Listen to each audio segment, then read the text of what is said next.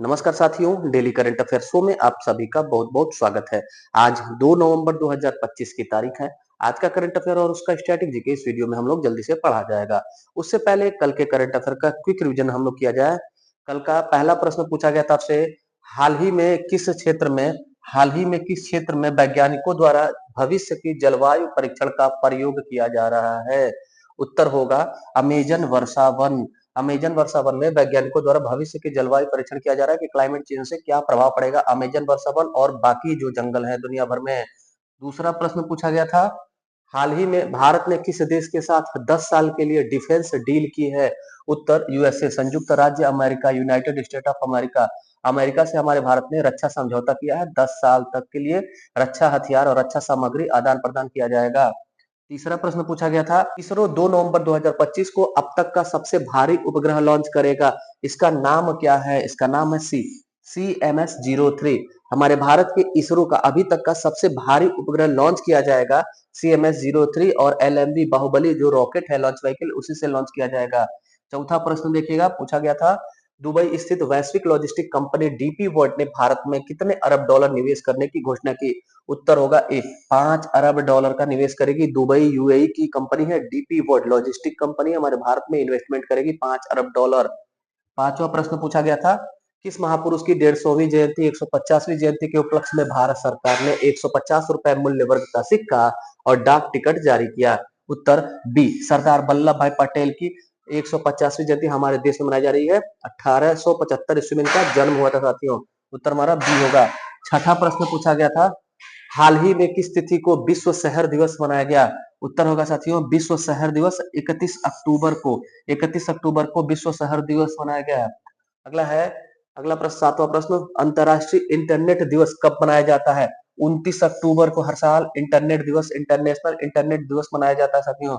आठवां प्रश्न पूछा गया था, हाल ही में किसने फिक्शन के लिए 2025 का उर्सुला के ले गुइन पुरस्कार जीता? उत्तर ए, वज्र चंद्रशेखरन जी ने जीता है। कौन सा पुरस्कार? उर्सुला के ले गुइन पुरस्कार फिक्शन की श्रेणी में। नौवां प्रश्न पूछा गया था, हाल ही में HAL ने किस देश की कंपनी के साथ SJ-100 सिविल कंप्यूटर एयरक्राफ्ट बनाने के लिए समझौता किया? उत्तर रसिया यानी कि रूस। 10वां प्रश्न पूछा गया था, हाल ही में कहां बाबा बंदा बहादुर स्मारक आधारशिला रखी गई? उत्तर ए, हरियाणा में भी यमुनानगर जिला में लोहगढ़ गांव में यह आधारशिला रखी गई बाबा बंदा बहादुर की। 11वां प्रश्न पूछा गया था, सतकोसिया टाइगर रिजर्व किस राज्य में है? उत्तर होगा उड़ीसा। मानवाधिकार के मामलों की वजह से सतकोसिया टाइगर रिजर्व चर्चा में है साथियों। ये था साथियों कल के करंट अफेयर का क्विक रिवीजन। अब पढ़ते हैं आज का करंट अफेयर। जियो ने जियो ने किस कंपनी के साथ मिलकर AI प्रो प्लान डेवलप किया है, विकसित किया है? उत्तर होगा गूगल के साथ। ये जियो नहीं होगा साथियों, जियो होगा।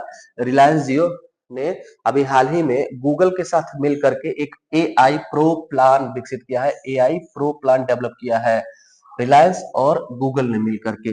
गूगल के साथ जो AI प्लेटफॉर्म है, नाम याद रखिएगा जेमिनी। यही जेमिनी का यूज दुनिया भर के युवा करें, हमारे भारत के युवा करें, इसके लिए AI प्रो प्लान डेवलप किया गया है और यह साथियों निःशुल्क रहेगा। अभी आरंभ में निःशुल्क है ये और 18 प्लस के युवाओं के लिए है यह। 18 प्लस युवाओं के लिए क्या उद्देश्य रहेगा? तो AI के क्षेत्र में इनोवेशन और जागरूकता बढ़े। इनोवेशन इनोवेशन और जागरूकता बढ़ाने के लिए, अवेयरनेस और इनोवेशन के लिए गूगल और रिलायंस जियो ने समझौता किया है। AI प्रो प्लान हमारे भारत में निःशुल्क शुरू किया जाएगा 18 प्लस युवाओं के लिए। दूसरा प्रश्न पूछा गया था, भारत ने स्वस्थ नारी सशक्त परिवार के तहत कितने गिनीज वर्ल्ड रिकॉर्ड बनाए? उत्तर 3। हमारे भारत का एक स्वस्थ परियोजना साथियों, स्वस्थ नारी सशक्त परिवार परियोजना। ये परियोजना दुनिया भर में नाम कमाई है और हमारे भारत को गिनीज वर्ल्ड रिकॉर्ड प्राप्त हुआ है। इस परियोजना के कारण 3 गिनीज रिकॉर्ड प्राप्त हुआ है। वर्ल्ड रिकॉर्ड है, विश्व का सबसे बड़ा वर्ल्ड रिकॉर्ड है गिनीज वर्ल्ड रिकॉर्ड। ये मिला है हमारे भारत की स्वस्थ नारी सशक्त परिवार सम्मान को और एक नहीं तीन गिनीज वर्ल्ड रिकॉर्ड मिला है। ये प्रोग्राम किसका था साथियों? तो स्वास्थ्य मंत्रालय का था। किस मंत्रालय के अंतर्गत? तो स्वास्थ्य मंत्रालय। तो स्वास्थ्य मंत्री कौन है हमारे देश में? तो जगत प्रकाश नारायण नड्डा जी, JP नड्डा जी हमारे देश के स्वास्थ्य मंत्री हैं। तीसरा प्रश्न पूछा गया है, जनजातीय कार्य मंत्रालय द्वारा जनजातीय गौरव वर्ष पखवाड़ा मनाया जाएगा। पखवाड़ा मतलब साथी पक्ष होता है और एक पक्ष 15 दिन का होता है। 14 दिन माना जाता है, 14 यहाँ पर 15 दिन आप ले लेंगे। ये उत्तर होगा 1 नवंबर से 15 नवंबर तक। 1 नवंबर से 15 नवंबर यानी इस वर्ष 2025 में हमारे देश में जनजातीय गौरव वर्ष पखवाड़ा मनाया जाएगा। ये तस्वीर आपको सामने दिख रही है। ये तस्वीर है भगवान बिरसा मुंडा की। बिरसा मुंडा की तस्वीर है। बिरसा मुंडा जनजातीय नायक है साथियों। जनजातीय नायक हैं। जनजातीय नायक हैं। इन्हें इन्हें धरती आबा भी कहा जाता है। धरती आबा किसे कहा जाता है? कई बार एग्जाम में पूछा गया है। धरती आबा बिरसा मुंडा को कहा जाता है। धरती आबा यानी कि पृथ्वी के पिता। पृथ्वी के पिता। पृथ्वी का पिता, धरती का पिता किसे कहा जाता है? बिरसा मुंडा को। बिरसा मुंडा की जयंती मनाई जाती है हमारे देश में 15 नवंबर को। 15 नवंबर को इनकी जयंती है। बिरसा मुंडा का जन्मदिन जयंती है। इसी उपलक्ष्य में हर साल हमारे देश में जनजातीय गौरव दिवस मनाया जाता है। जनजातीय गौरव दिवस। जनजातीय गौरव दिवस कब मनाया जाता है हमारे देश में? 15 नवंबर को मनाया जाता है। ये भी साथ ही साथ याद रखिएगा, 15 नवंबर सन 2000 को झारखंड राज्य का गठन हुआ था। झारखंड राज्य का गठन इन्हीं के जयंती के शुभ अवसर पर हुआ था। 15 नवंबर सन 2000 को। किस राज्य से अलग होकर झारखंड बना था? तो बिहार राज्य से अलग होकर के झारखंड बना था। तो साथी ये तो दिवस हो गया ना, और यहाँ पर 15 दिन देखेंगे तो ये पखवाड़ा मनाया जाएगा। जनजाति गौरव वर्ष पखवाड़ा कौन से मंत्रालय द्वारा मनाया जाएगा? तो आप समझ जाएंगे नाम से ही, जनजाति गौरव वर्ष पखवाड़ा है तो जनजाति मंत्रालय के द्वारा, जनजातीय मंत्रालय के द्वारा यह कार्यक्रम मनाया जाएगा। तो हमारे देश में जनजाति मंत्री कौन है? तो याद रखिएगा जुएल ओरांव। जुएल ओरांव हमारे देश के जनजातीय मंत्री है साथियों। चौथा प्रश्न पूछा गया है, पूर्व भारतीय खिलाड़ी मैनुअल फ्रेडरिक 78 वर्ष की आयु में निधन हो गया। इनका संबंध किस खेल से था? उत्तर होगा साथियों हॉकी। हमारे भारत के प्रतिष्ठित हॉकी खिलाड़ी थे साथियों। ये तस्वीर है इनकी, मैनुअल फ्रेडरिक। इनका अभी हाल ही में निधन हो गया 78 वर्ष की आयु में। इनके बारे में याद रखिएगा, ये केरल राज्य के खिलाड़ी थे। केरल राज्य से थे और 1972 ईस्वी में जर्मनी के म्यूनिख में ओलंपिक खेल हुआ था। जर्मनी के म्यूनिख में ओलंपिक खेल हुआ था, यानी कि म्यूनिख ओलंपिक उसको कहा जाएगा साथियों। म्यूनिख ओलंपिक में हमारी भारतीय टीम ने कांस्य पदक जीता था। इस टीम के ये साथियों गोलकीपर थे, यहाँ लिख दे रहे हैं। इस टीम के गोलकीपर थे जो हमारे ओलंपिक में कांस्य पदक विजेता 1972 की टीम थी। उसी टीम में साथियों यह गोलकीपर थे, उस टीम के सदस्य थे। इनको इनको इनके निर्भीकता के कारण इनके जो साथी खिलाड़ी थे वो टाइगर कहते थे। टाइगर उपनाम किस भारतीय हॉकी खिलाड़ी का था? तो आप उत्तर करेंगे मैनुअल फ्रेडरिक। अभी हाल ही में टाइगर उपनाम के व्यक्तित्व का निधन हुआ, उनका संबंध किससे? तो हॉकी से। ऐसे कुछ भी एग्जाम में आपके प्रश्न बनाया जा सकता है। केरल से थे साथियों, ये केरल से थे, तो केरल से ओलंपिक में कोई पदक जीतने वाले प्रथम केरल निवासी हो गए। केरल से ओलंपिक पदक जीतने वाले पहले केरला वासी हो गए। ओलंपिक पदक जीतने वाले केरल के प्रथम व्यक्ति बन गए, प्रथम खिलाड़ी बन गए। ये भी बात याद रखिएगा। पांचवा प्रश्न है, हाल ही में विश्व शाकाहारी दिवस किस तिथि को मनाया गया? उत्तर होगा 1 नवंबर। 1 नवंबर को साथियों हमारे देश में और दुनिया भर में वेगन डे मनाया जाता है। वेगन डे है, VEGAN। वेगन डे कब मनाया जाता है? विश्व शाकाहारी दिवस कब मनाया जाता है? 1 नवंबर को मनाया जाता है। 2025 में इसका थीम क्या था? तो द वेगनिज्म और इसका ग्रह, पशुओं और मानव स्वास्थ्य पर सकारात्मक प्रभाव। इस वर्ष 2025 विश्व शाकाहारी दिवस का थीम था। ये साथियों वेगन डे था। वेगन डे इसी तरह होता है vegetarian day. Vegetarian day vegetarian day कब मनाया जाता है? तो ठीक इससे एक महीना पहले यानी 1 अक्टूबर को। 1 अक्टूबर को वेजिटेरियन डे और 1 नवंबर को वीगन डे मनाया जाता है। और दोनों का हिंदी साथियों शाकाहारी दिवस ही होता है। विश्व शाकाहारी दिवस ये भी है, विश्व शाकाहारी दिवस ये भी है, दोनों है। यानी कि हिंदी में हमारा दुर्भाग्य है कि अनुवाद करके दोनों का हिंदी शाकाहारी ही हो रहा है। आप याद रखिएगा एक बात, ये जो वेगन वाला शाकाहारी हो गया ये विशुद्ध रूप से शाकाहारी होता है। मानो किसी भी पशु या जानवर के शरीर का कोई भी हिस्सा चाहे वो मांस के रूप में या फिर जो है हम कह सकते हैं कि उससे बना कोई जानवर है उसके खाल से चमड़े का कोई वस्तु बन रहा है या फिर उससे ऊन निकल रहा है, स्वेटर पहन रहे हैं हम, वो सब कुछ नहीं पहनना है। उसको कहते हैं विशुद्ध रूप से शाकाहारी, वो वेगन हो गया।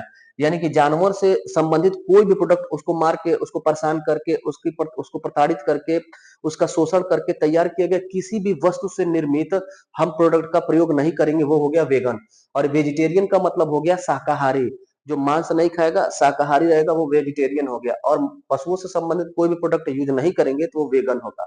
उम्मीद है समझ में आएगा तो कमेंट जरूर करिएगा, नहीं समझ में आएगा तो आप भी कमेंट करिएगा, हम कल इसको फिर से एक्सप्लेन कर देंगे। छठा प्रश्न पूछा गया, 1 नवंबर को 5 राज्यों का स्थापना दिवस मनाया गया, वे राज्य हैं। 1 नवंबर को हमारे भारत के 5 राज्यों का स्थापना दिवस मनाया जाता है साथियों। हरियाणा, कर्नाटक, केरल, छत्तीसगढ़ और मध्य प्रदेश। इन 5 राज्यों का स्थापना संजोग से 1 नवंबर को ही हुआ था। इसके अलावा आप याद रखिएगा, 1 नवंबर 1956 ईस्वी को उत्तर प्रदेश का पुनर्गठन भी हुआ था। उत्तर प्रदेश का पुनर्गठन कब हुआ? तो 1 नवंबर 1956। लेकिन उत्तर प्रदेश का स्थापना दिवस नहीं, हमने कहा पुनर्गठन। उत्तर प्रदेश का स्थापना दिवस कब मनाया गया? उत्तर प्रदेश का स्थापना दिवस कब मनाया जाता है? तो आप उत्तर करेंगे 24 जनवरी को।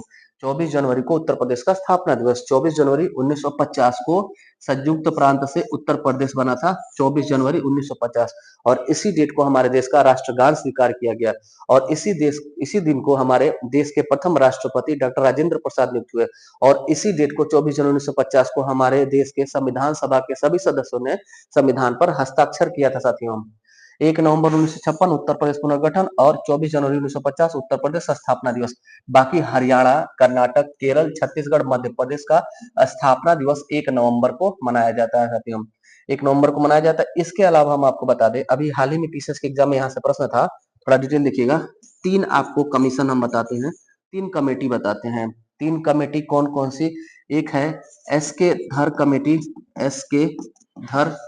एसके धर इनको DAR भी अंग्रेजी में कहा जाता है, दर या धर, आप पूरा याद रखिएगा। 1948 में ये गठित हुई थी एसके धर समिति। उसके बाद जेबीपी समिति, जवाहरलाल नेहरू, वल्लभ भाई पटेल और पट्टाभी सीतारमैया, जेबीपी समिति गठित हुआ था। ये भी 1948 इसके जस्ट बाद गठित हुआ था। उसके बाद साथियों एक कमेटी थी फजल अली आयोग। ये पीसीएस के एग्जाम में जो पूछा गया था वो फजल अली आयोग। अभी 12 अक्टूबर को जो एग्जाम हुआ उसमें ये प्रश्न पूछा गया था, फजल अली आयोग। ये तीनों जो है राज्य पुनर्गठन से संबंधित आयोग थे। राज्य पुनर्गठन करने के लिए कितने आयोग हमारे भारत में गठित हुए थे? 3। राज्य का पुनर्गठन करने के लिए। कैसा पुनर्गठन? तो हमारा भारत 1947 में स्वतंत्र हुआ और हमारा भारत 1950 में गणतंत्र भी बन गया। सबसे बड़ी चुनौती थी कि 565 रियासतों का एकीकरण करने के बाद हमारे भारत के राज्यों का विभाजन, रूप, प्रारूप, सीमा रेखा कैसा होगा, निर्माण हमारे भारत के राज्यों का जातिवाद के आधार पर होगा कि क्षेत्रवाद के आधार पर होगा कि प्रशासन के आधार पर होगा। इसी विचार को समझने के लिए कि कैसा किया जाए, 3 समितियां समय समय पर गठित की गई। एसके धर समिति सबसे पहले थी, 1948 में गठित हुई। इसने कहा हमारे भारत के राज्यों का जो निर्माण होगा वो प्रशासन के आधार पर होगा, जैसा कि यूरोप में, अमेरिका में जो राज्यों का निर्माण हुआ है एडमिनिस्ट्रेशन के आधार पर होगा तो बेहतर होगा, गुड गवर्नेंस होगा। जेबीपी समिति उसके बाद गठित की गई। 3 लोग थे इसमें, जवाहरलाल नेहरू, वल्लभ भाई पटेल और पट्टाभी सीतारमैया। इन लोगों ने भी कहा, इन तीनों समितियों ने भी कहा कि प्रशासन के आधार पर ही गठित होगा। ये था साथियों 1956 का। इसको जानने से पहले एक कहानी आपको जाननी पड़ेगी क्योंकि यहाँ से बहुत सारा प्रश्न पूछा जाता है। यहाँ हुआ क्या, 1953 की बात है। 1953 आंध्र प्रदेश का जब गठन होता है, इस समय पोट्टी श्री रामुलु एक नेता थे। पोट्टी श्री रामुलु ये एक नेता थे, तेलुगु भाषा के नेता थे, तेलुगु क्षेत्र के नेता थे। तब हमारे भारत में, दक्षिण भारत में सबसे बड़ा प्रांत मद्रास प्रांत था। मद्रास प्रांत से अलग एक प्रांत आंध्र प्रदेश बनाने के लिए पोट्टी श्री रामुलु ने आंदोलन किया और इनका डेथ हो जाता है। आंदोलन करते करते सरकार चाह रही थी कि प्रशासन के आधार पर हमारे भारत के राज्यों का विभाजन हो, लेकिन जब इनका डेथ हुआ तो 1953 में आंध्र प्रदेश का पुनर्गठन कर दिया गया। किससे? तो मद्रास राज्य से अलग करके आंध्र प्रदेश को बना दिया गया। तेलुगु भाषा का एक राज्य बन गया आंध्र प्रदेश। फिर बाद में हर राज्यों में डिमांड उठने लगा कि हमारा भी भाषा के आधार पर राज्य बनेगा। मलयालम भाषा वालों ने कहा केरल बनेगा। तमिल वालों ने कहा तमिलनाडु हमारा राज्य बनेगा, कन्नड़ भाषा वालों ने कहा कि कर्नाटक हमारा बनेगा, गुजराती भाषा वालों ने कहा गुजरात बनेगा, और ऐसे ही साथियों उड़िया भाषा वालों ने कहा कि उड़ीसा बनेगा। तो हमारे भारत में जो राज्यों का निर्माण हुआ बाद में 1956 में, वो भाषा के आधार पर हुआ। तो भाषा के आधार पर राज्य का पुनर्गठन के लिए जो आयोग था वो फजल अली आयोग था, 1956 में बना। 1953 में आंध्र प्रदेश इस आयोग के बनने के पहले ही 3 साल पहले ही बन गया था। इनका जो निधन हो गया, लीडर जो थे नेतृत्वकर्ता, इनका निधन हो गया, इसीलिए सरकार ने आनंद फानन में 1953 में तेलुगु भाषा वालों के लिए आंध्र प्रदेश का गठन कर दिया मद्रास से। फिर विधिवत भाषाओं के आधार पर हमारे भारत के राज्यों का निर्माण किया गया फजल अली आयोग के द्वारा 1956 में। यहीं से हम पढ़ रहे साथियों, 1 नवंबर 1956 उत्तर प्रदेश का पुनर्गठन हुआ। इस आयोग में साथियों 2 सदस्य भी थे, यही सदस्यों का नाम पूछा गया था पीसीएस प्री 12 अक्टूबर में। तो इसमें 2 सदस्य थे, हृदय नाथ कुंजरू और के एम